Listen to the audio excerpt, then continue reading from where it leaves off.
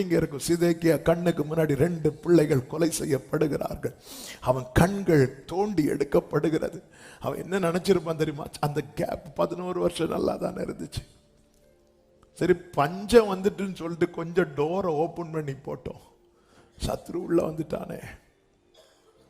ஆமென். எவ்வளவு கஷ்டத்துல ஆண்டவர் மேல இருக்கிற நம்பிக்கையை விடாம பிடிச்சு பிடிச்சு பிடிச்சு பிடிச்சு பிடிச்சு பிடிச்சு கடைசியில என்ன நம்பிக்கை, என்ன ஜபம், என்ன பைபிள், என்ன ஆராதனைன்னு சொல்லி கொஞ்சம் அதை விட்டுட்டோம். டோர் ஓபன் ஆயிட்டு மதில் கொஞ்சம் கிராக் விழுந்துட்டு சத்ரு உள்ள வந்துட்டானே. இனி அதுல திறப்பு ஒன்றும் இல்லை. சத்துருக்கள் முனையற்று போகணும். என கேட்டுக்கொண்டிருக்கிற அன்பு சகோதரா, அன்பு சகோதரி, நம்முடைய வாழ்க்கையை திரும்பி பாருங்கள். ஆமென். ஹல்லேலூயா.